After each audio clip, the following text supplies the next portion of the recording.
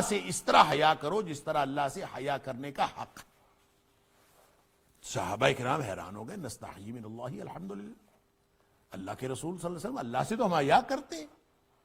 کون ہے کوئی آدمی جو مومن ہو اور وہ کہے کہ میں اللہ سے حیا نہیں کرتا؟ ایسا بے شرم کوئی ہو سکتا ہے جو کہے میں اللہ سے حیا نہیں کرتا؟ تو صحابہ کرام کو کہا جا رہا ہے جو پاک باز ہستیاں تھیں, جو نفوس قدسیہ تھے, جن کی تربیت نبی اکرم صلی اللہ علیہ وسلم نے کی تھی.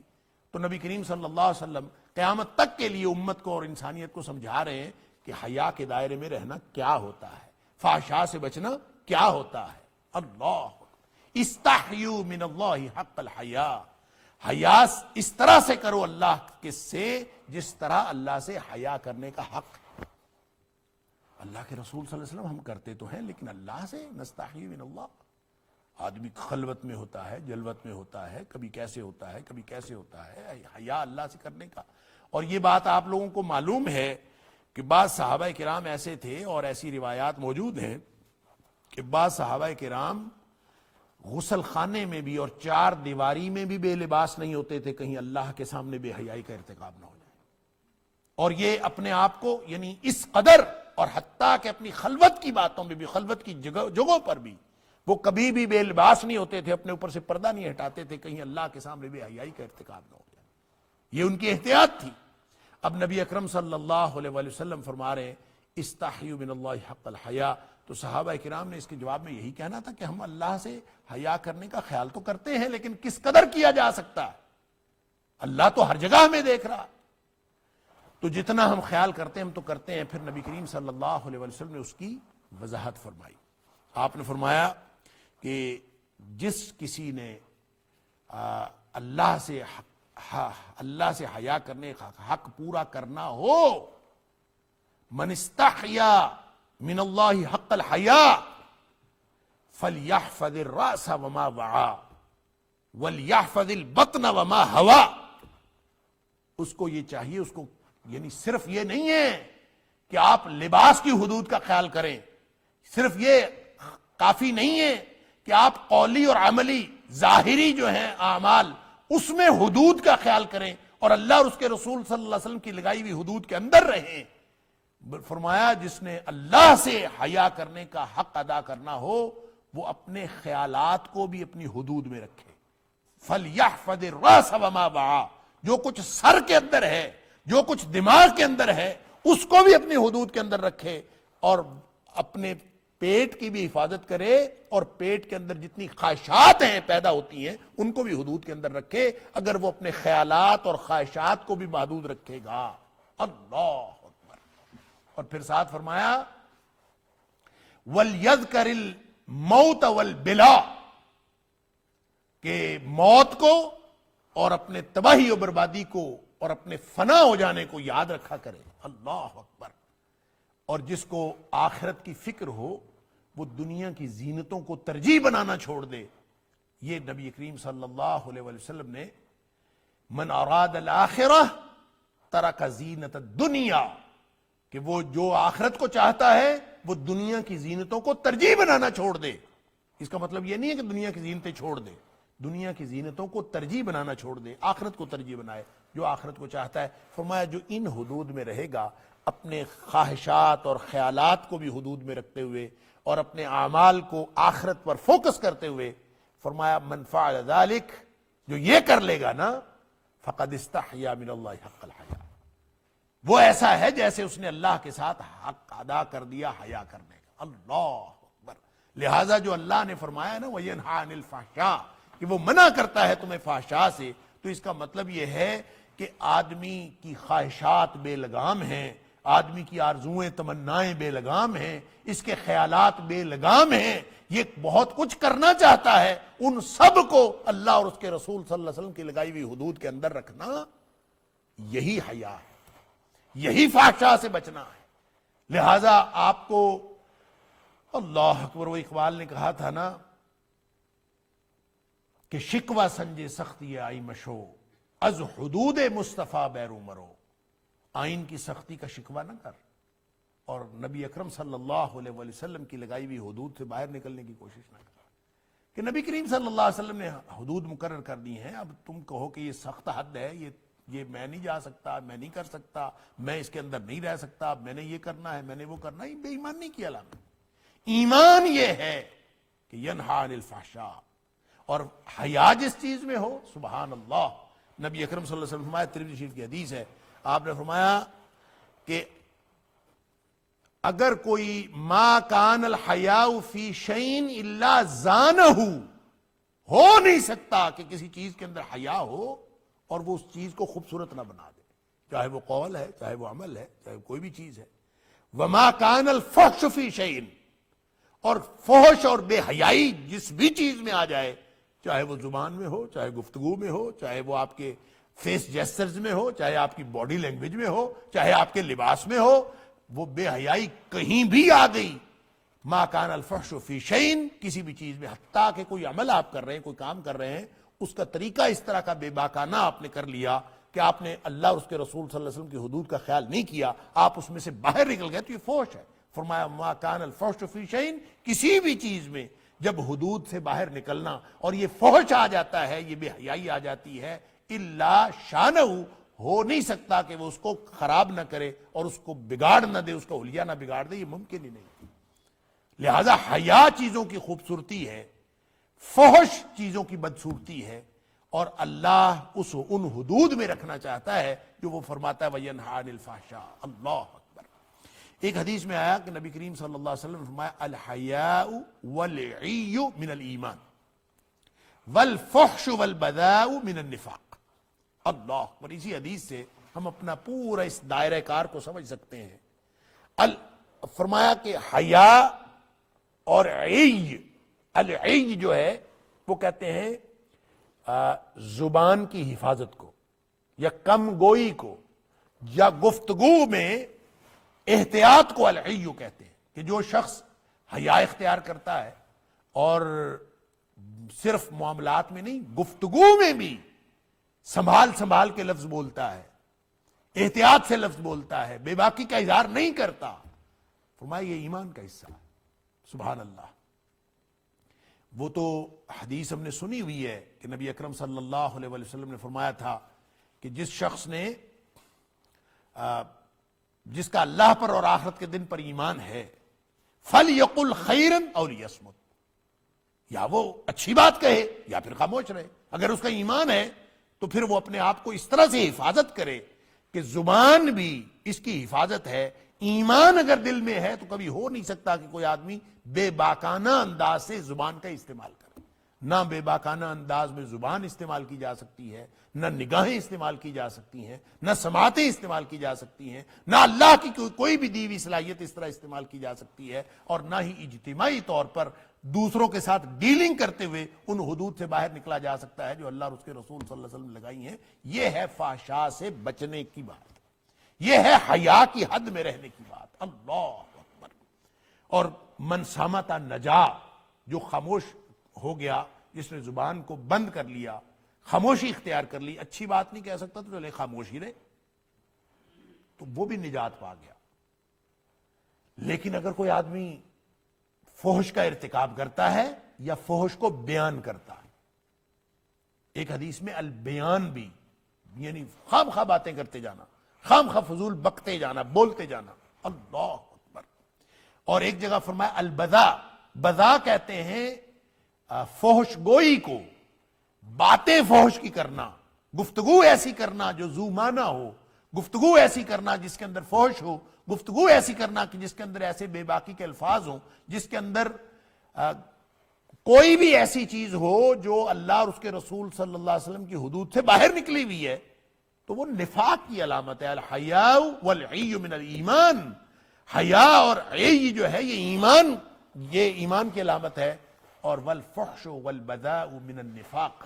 اور بے حیائی اور فحش گوئی یہ نفاق کی علامت ہے۔ اللہ اکبر۔ اب آپ ماحول دیکھ لیجئے کہ ہم فحشاء کے دائرے میں رہ رہے ہیں یا حیا کے دائرے میں رہ رہے ہیں۔ اللہ اکبر۔ جس سے اللہ نے منع کیا ہے کہ نہیں کرنا۔ اب زبان کی بے باکی تو اللہ تعالیٰ معاف فرمائے، اللہ تعالیٰ ہم سب کو معاف فرمائے، کہ کون بچا ہوا ہے اس بے باکی سے؟ یعنی آپ اگر دنیا میں اس بے باکی کا اندازہ کرنا چاہیں کہ جو بے حیائی زبان سے ہو رہی ہے، تو صرف سوشل میڈیا نہیں ہے، صرف جو ہے وہ الیکٹرانک میڈیا نہیں ہے، صرف ڈرامے بازی نہیں ہے، بلکہ حتیٰ کہ اب تو مذہبی جو رہنما ہیں وہ بھی ایسی گفتگو کرتے ہیں کہ وہ اللہ اور اس کے رسول صلی اللہ علیہ وسلم کی لگائی ہوئی حدود کے اندر نہیں ہے۔ اگر اس کے اندر کوئی گالی ہے، اگر اس کے اندر کوئی ایسی بات ہے، تو گالی تو ویسے نبی کریم صلی اللہ علیہ وسلم نے نفاق کی علامت بتایا ہے۔ اذا خاصم فجر، جب جہاں 4 نشانیاں بتائیں کہ 4 من کن فیہ کان منافقا خالصا، جس کے اندر 4 باتیں ہو پکا منافق ہے، اللہ اکبر، اور جس کے اندر تھوڑی ہو، اس میں سے ایک بات ہو تو کوارٹر یعنی چوتھائی 25% تو پھر بھی منافق ہے، 2 باتیں ہو تو آدھا منافق ہے، 3 باتیں ہو تو پونا منافق ہے، 4 باتیں اس کے اندر ہے پکا منافق ہے، اللہ اکبر۔ اور وہ چوتھی بات فرمائے اذا خاصم فجر، جب وہ کسی سے لڑائی جھگڑا کرتا ہے تو گالیاں دیتا، تو گالیاں دینا بھی فحشاء کی حدود میں آ گیا، اور یہ بھی نفاق کی علامت آ گیا، یہ بھی منافق، اور بذا گویا بذا ہی کی تشریح ہے اذا خاصم فجر، کہ جب وہ کیونکہ والفحش والبذاء من النفاق، یہ نفاق میں سے ہے، تو وہاں بھی نفاق کی نشانیاں بتائیں اذا خاصم فجر۔ تو مسلمان جو ہوتا ہے نا، مومن، وہ تو نبی کریم صلی اللہ علیہ وآلہ وسلم نے جو فرمایا کہ جو مسلمان کو گالی دینا گناہ ہے، سباب المسلم فسوق، گناہ ہے، اور وقتالہ کفر، اور اس کو قتل کرنا کفر ہے۔ تو یوں آپ اگر اس دائرے کو بڑھاتے جائیں فحشاء کو، تو آپ کو سمجھ آئے گی کہ ہر معاملہ اس کے اندر حیا درکار ہے، حیا کی ضرورت ہے، اور فحشاء سے بچنا ضروری ہے، اور فحشاء کی ممانعت۔ اگر انسان اس طرح سے اپنی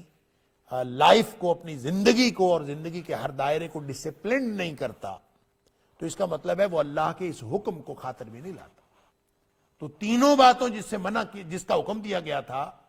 اس کا کوئی فائدہ باقی نہیں رہتا اگر انسان فحشاء کا ارتکاب کرتا ہے، اگر انسان حیا کی حدود میں باقی نہیں رہتا۔ عدل، احسان اور ایتاء ذی القربیٰ تو اپنا مفہوم ہی ختم کر دیتے ہیں، ان کا تو مفہوم ہی باقی نہیں رہتا اگر انسان اللہ کے اس حکم کو پس پش ڈال دے کہ وہ فحشاء سے بچنے کی کوشش نہ کرے اور اپنے آپ کو حیا کی حدود میں رکھنے کی کوشش نہ کرے۔ اللہ اکبر۔ لہذا آپ یوں ہی سمجھ لیجئے کہ اس کی ینہا عن الفحشاء کی بہترین تشریح وہی ہے کہ استحیوا من اللہ حق الحیا، جو نبی اکرم صلی اللہ علیہ وسلم فرمایا کہ اللہ سے حیا کیا کرو، ساری دنیا سے حیا کرو، لیکن سب سے بڑا حق تو اس کا ہے نا، تو اس کے جتنا اس سے حق ہے حیا کرنے کا، اتنا حیا کیا کرو۔ اور دوسری چیز جس سے منع کیا ہے وہ ہے منکر، اللہ اکبر۔ اب یہ جو منکر ہے، یہ اس کے مقابلے میں لفظ ہے معروف، اور منکر اس کا ایک معنی تو یہ بھی ہو سکتا ہے کہ جس سے طبیعت انکار کرتی، انسان کی سلیم الفطرت انسان ہو، فطرت سلیمہ جس کا اباح کرتی ہے، وہ منکر ہے۔ ایک یہ اس کا عام مفہوم ہے، ایک اس کا شرعی مفہوم ہے کہ شریعت جس بات سے منع کر دے وہ منکر ہے۔ لہذا معروف نیکی ہے اور منکر برائی ہے۔ ما انکرہ الشرع بالنہی عنہ، یعنی جس چیز سے شریعت نے منع کر دیا اور برا کہہ کے، وہ منکر ہے، اور ہر وہ چیز جو شریعت میں منع ہے وہ منکر ہے۔ یوں آپ جب دیکھیں گے تو فحشاء، منکر اور باغی یہ ایک دوسرے کی تشریح کرتے ہوئے بھی نظر آئیں گے آپ کو، اور یہ ایک دوسرے کے حدود میں داخل ہوتے بھی نظر آئیں گے، اور ہر لفظ اور ہر کلمہ اور ہر اصطلاح اپنے اندر اتنی جامعیت رکھتی ہے کہ ساری جو جرائم کی دنیا ہے، ساری جو گناہوں کی دنیا ہے، وہ اس کے اندر موجود ہے، اور جامعیت کے ساتھ آپ اگر ان کا ایک ایک کلمے کی وضاحت کرتے جائیں تو اللہ کے اس کے منع کرنے کی جامعیت سمجھ میں آ جاتی ہے کہ پوری زندگی تو اسی میں ہے، پوری زندگی کا نظام تو درست ہو جاتا ہے اسی سے، اگر انسان اس سے بچ جائے۔ ہر منکر سے بچنا، اللہ اکبر۔ اور منکر کیا ہے؟ تو جیسے میں نے عرض کیا کہ 2 اعتبار سے آپ منکر کو لے لیجئے۔ ایک تو شریعت نے منع کر دیا ہو تو منکر، ہر وہ چیز جس کو شریعت نے منع کیا منکر۔ کچھ منکرات وہ ہیں جن سے فطرت سلیمہ انکار کرتی ہے، شریعت اس کے بارے میں خاموش ہے، اور فطرت سلیمہ اگر انسان دیکھیں فطرت کا لحاظ شریعت نے رکھا ہے ہر معاملے میں، ایک طیب ہے ایک حلال ہے، اور شریعت نے حلال اور طیب دونوں کی تاکید کی ہے کہ وہ کھاؤ جو حلال اور طیب ہے۔ اور ظاہر ہے شریعت نے جس کو حلال قرار دے دیا، حکم آ گیا، وہ ہر وہ چیز وَيُحِلُّ لَهُمُ الطَّيِّبَاتِ، اللہ نے حکم دیا ہو حلال کا یا نبی اکرم صلی اللہ علیہ وسلم نے حلال کا حکم دیا ہو، جس کو اللہ حلال قرار دے دیں یا نبی اکرم صلی اللہ علیہ وسلم حلال قرار دے دیں، وہ سب طیبات ہیں، گویا وہ طیبات کو ہی حلال قرار دیتے ہیں، اور جو خبائث ہیں اس سے وہ منع کرتے ہیں۔ اللہ کے رسول وَيُحَرِّمُ عَلَيْهِمُ الْخَبَائِثَ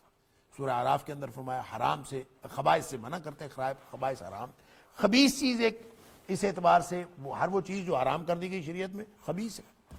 لیکن ایک فطرتاً نیچر میں خبیث اور طیب بھی ہوتا ہے، اور خبیث اور طیب فطرت میں وہ ہوتا ہے کہ جس کی طرف طبیعت انسان کی فطرت سلیمہ کو بچنا چاہیے، اور اس انسان کی فطرت سلیمہ انکار کرتی ہے، اور شریعت بھی یہ کہتی ہے ان خبیث چیزوں سے بھی بچنا ہے جو فطرت سلیمہ کے اعتبار سے خبیث ہے۔ اس کی مثال میں اکثر دیتا ہوں کہ یہ جو گلا سڑا پھل ہے مثال کے طور پر، پھل تو حلال ہے، لیکن اگر حلال پھل جو ہے وہ گلا سڑا ہو، اس میں کیڑے پڑے ہوئے ہوں، تو اب وہ شرن تو حلال ہے، لیکن اب وہ اپنی نوعیت کے اعتبار سے طیب نہیں رہا، وہ خبیث ہو گیا، لہذا اس سے بھی بچنا۔ علی ھذا القیاس جب ہم منکر کی بات کرتے ہیں تو منکر ایک تو منکر شرعی ہے، اور ایک منکر وہ ہے جو اپنی نوعیت کے اعتبار سے منکر ہے، یا تو اس کو کسی فطرت سلیمہ کی وجہ سے منکر کیا گیا ہے، فطرت کا ایک معیار ہے، اور یا پھر کسی معاشرے کا معیار بھی ہو سکتا ہے، کلچر کا معیار بھی ہو سکتا ہے، جس میں کوئی چیز معروف ہو اور کوئی چیز منکر ہو، یہ بالکل ہو سکتا ہے، اور منکر چیز سے منع کر رہا ہے اللہ کا کلام۔ اور منکر چیز مثال اس کی یہ ہو سکتی ہے کہ مثلا کسی ایک معاشرے میں کوئی ایک چیز نیکی قرار پا جاتی، شریعت کی اس کے بارے میں خاموش ہے، تو اس کا حکم بھی وہی معروف کا ہوگا جو شریعت میں معروف کا۔ ہر وہ کام جس کو شریعت نے کرنے کا حکم دیا ہے وہ معروف ہے، اور ہر وہ کام جس کو شریعت نے منع کیا ہے وہ منکر ہے، لیکن وہ کام جس میں شریعت نے منع نہیں کیا اور شریعت نے حکم نہیں دیا، معاشرہ ایک فیصلہ کرتا ہے، اور معاشرے کے اندر ایک ٹرینڈ ہے، اور معاشرہ رجحان رکھتا ہے کہ یہ معروف ہے اور یہ منکر ہے، تو وہ معروف اور منکر جو معاشرتی حوالے سے ہوا ہو، جس کو پورا معاشرہ معروف اور منکر کہہ رہا ہو، اور فطرت سلیمہ جن لوگوں کو اللہ نے فطرت سلیمہ عطا فرمائی ہے اور ایک معاشرے کی اجتماعی وزڈم اس کو قبول کر رہی ہو، اس کو بھی معروف اور منکر کو اس سے منکر سے بچنا اور معروف کا اہتمام کرنا، یہ بھی شریعت حکم دے رہی ہے۔ وَيَنْهَا عَنِ الْفَحْشَاءِ وَالْمُنکَرِ۔ اس کو یوں سمجھ لیجئے کہ کسی معاشرے میں بڑے کو، مثال کے طور پر ہمارا معاشرہ بر صغیر کا، تو بڑے کو ہم جمع کے صیغے سے بولتے ہیں، واحد کے صیغے سے کوئی آدمی بڑے سے بات کرے، تو کہہ کے بات کرے، تو ہم اس کو بدتمیزی سمجھتے ہیں، اور حالانکہ شریعت نے ایسا کوئی حکم نہیں دیا کہ آپ واحد کے صیغے میں بڑے کو مخاطب نہیں کر سکتے، ایسا کوئی حکم نہیں ہے، لیکن ہمارے معاشرے میں معروف یہ ہے کہ جو بڑا ہوتا ہے اس کو ہم تو نہیں کہتے، آپ کہتے ہیں یا تسی کہتے ہیں پنجابی میں، اور جب یہ ایک معروف طے ہو گیا کہ یہاں کسی کو واحد کے صیغے میں بلانا بدتمیزی ہے، تو جہاں کوئی بھی بچہ بڑے کو اس طرح سے بلائے گا تو ہم اس کو کہیں گے تم بدتمیزی کر رہا ہو، تو یہاں معاشرتی اعتبار سے یہ منکر ہو جائے۔ جبکہ آپ عالم عرب میں چلے جائیں تو عالم عرب میں ایسا کچھ نہیں ہے، وہاں پہ اب یا یوں کہہ لیجیے یہاں ہم کوئی نہ کوئی چیز ساتھ جی لگا دیتے ہیں، صاحب لگا دیتے ہیں بات کرتے وقت، تو جی لگانا، صاحب لگانا، یہ گویا ہماری معاشرت کا حصہ ہے۔ یہ الگ بات ہے، اب تو آہستہ آہستہ وہ باتیں بھی ہماری معاشرت سے نکلتی جا رہی ہیں، ہمارے معروف کا تصور جو معاشرتی معروف ہے اس کا تصور بھی آہستہ آہستہ بگڑتا جا رہا ہے۔ پرانی بات تھی کہ کوئی شخص ابا جی کو جی کے بغیر ابا کہتا تھا تو بدتمیزی سمجھی جاتی تھی، اب تو ڈیڈ اور پاپا اور پتہ نہیں کیا کچھ آ گیا اس کی جگہ، اکیلا ابا بھی آ گیا، ابا جی کون کہتا ہے ابھی جی کا تکلف ابھی ختم ہوتا جا رہا ہے. لیکن اگر معاشرے کی کوئی روایت ہو اور اس میں یہ جی کہنا، یہ صاحب کہنا، یہ ایک عزت کی علامت ہو، تو دوسرے معاشرے میں اگر وہ عزت کی علامت نہیں ہے تو اس معاشرے کا اپنا معروف ہوگا، اس معاشرے کا اپنا معروف ہوگا. ابھی کوئی صاحب یا جی لگانا عرب کے معاشرے کے اندر نہیں ہے، لہٰذا وہاں آپ کوئی بات کرتے ہیں تو وہ بدتمیزی نہیں کہلائے گی، یہاں بات کریں گے تو بدتمیزی کہلائے گی. لہٰذا معروف، یہ منکر جو یہاں کے معروف کے اعتبار سے اور اس معاشرے کے معروف کے اعتبار سے وہ بدتمیزی ہے، قرآن اس سے بھی منع کر رہا ہے کہ جس کو پورا معاشرہ نیکی سمجھ رہا ہے اور پورے معاشرے کا ایک معروف ہے، اور اس معروف کو ہر فطرت سلیمہ رکھنے والا شخص مانتا ہے کہ یہ معروف ہے اور شریعت اس کے بارے میں خاموش ہے. اگر شریعت نے کوئی بات منع کر دی ہو تو پورا معاشرہ بھی مل کے اس کو نیکی کہے تو وہ نیکی قرار نہیں پا سکتی. یعنی یہ نہیں سمجھنا کہ پورا معاشرہ جو ہے وہ اجتماعی وزڈم کے تحت شریعت کے اصولوں کو بدل سکتا ہے. نہیں، شریعت کا معروف اور منکر تو کسی کے کہنے سے نہیں بدلتا، چاہے پوری پارلیمنٹ فیصلہ کر دے کہ یہ شریعت کے کہے ہوئے معروف کو منکر قرار دے دے، شریعت کے منکر کو معروف قرار دے دے، وہ تو کسی صورت تبدیل نہیں ہو سکتا. البتہ جو تبدیل ہو سکتا ہے معاشروں کے اندر وہ حکم ہے، وہ معاشرے کا معروف کا اور منکر کا تصور ہے جس کے بارے میں شریعت خاموش ہے. اب جی کہنا ہے کہ نہیں کہنا، ابا جی کہنا ہے یا صرف ابا کہنا ہے یا ڈیڈ کہنا ہے، یہ شریعت اس کے بارے میں خاموش ہے. اور جب یہ خاموش ہے تو معاشرے کے اپنے ٹرینڈ ہیں، اس ٹرینڈ میں اگر کوئی چیز نیکی قرار پا جائے تو اس کو سمجھنا چاہیے. اللہ اکبر. اور اگر کوئی چیز، مثال کے طور پر یہ جو خانہ کعبہ کی طرف ٹانگیں کرنے والا معاملہ ہے، یہ اس کے بارے میں شریعت نے کوئی حکم نہیں دیا. ہمارے یہاں بر صغیر کے اندر کعبہ کی طرف ٹانگیں کرنے کو حرام سمجھا جاتا، اور اگر کوئی شخص کعبہ کی طرف ٹانگیں کرے تو اس کو ہم سمجھتے ہیں کہ اس نے تو بدتمیزی اور گناہ کا کام کیا ہے. تو یہ ایک معاشرے میں معاشرتی طور پر منکر کے طور پر معروف ہے، منکر کے طور پر جانا جاتا ہے. لہٰذا اس منکر سے بھی قرآن منع کر رہا. لیکن جس معاشرے کے اندر یہ منکر نہ ہو، اب شریعت تو اس کے بارے میں خاموش ہے، جس معاشرے میں یہ منکر نہیں ہے، مثال کے طور پر افریقی جو ہیں خاص طور پر، وہ تو خانہ کعبہ کی طرف ٹانگیں کرنے کو مسئلہ سمجھتے ہی نہیں. اور آپ جب جاتے ہیں وہاں حرم میں تو مسجد حرام کے اندر لوگ جو ہیں وہ کعبہ کی طرف ٹانگیں کر کے سوئے ہوتے ہیں، تو آپ دیکھ کے کہتے ہیں کہ کتنا گناہ گار ہے، کتنا بدبخت ہے، یہ ایسا کر رہا ہے. حالانکہ ان کے ماحول میں وہ بدتمیزی ہے ہی نہیں، وہاں ان کے ماحول میں گناہ ہے ہی نہیں. شریعت اس بارے میں خاموش ہے، لہٰذا ان کے ماحول میں وہ منکر نہیں ہوگا، ہمارے ماحول میں وہ منکر ہوگا. ہمیں اس کا اہتمام کرنا پڑے گا، اور جس معاشرے میں وہ نہیں ہے وہ اس میں اہتمام نہیں کریں گے. آپ جا کے افریقہ رہنا شروع کر دیں تو وہاں کے معروف اور منکر سے آپ بھی واقف ہو جائیں گے، پھر آپ اس کا کرنا شروع کر دیں گے. تو یہ ایک پہلو یہ شریعت نے اس کا کلچر کا لحاظ رکھا ہے، اور اس چیز کا لحاظ رکھا ہے جہاں شریعت کا کوئی قانون کسی چیز کو معروف یا منکر نہیں بناتا، اور شریعت اس کے بارے میں خاموش. وگرنہ شریعت نے جس چیز کو منکر قرار دے دیا ہے اس کو تو دنیا کائنات ساری مل کے بھی اس کا سٹیٹس تبدیل نہیں کر سکتی، وہ منکر ہی رہے گا. لہٰذا منکر شرعی، جس کا میں نے عرض کیا کہ اہل علم نے جو اس کی ڈیفینیشن کی ہے، ما انکرہ الشرع بالنہی عنہ، جب شریعت نے انکار اس کو منکر قرار دے دیا اور برائی قرار دے دیا. منکر کا مطلب برائی ہے اور معروف کا مطلب نیکی ہے. لہٰذا ایک معاشرے کا تصور ہے اور ایک شریعت کا تصور ہے. شریعت کا تصور اصل مقصود ہے، اور معاشرے کا تصور معروف و منکر اس وقت ملحوظ رکھا جائے گا جب شریعت اس کے بارے میں خاموش ہوگی.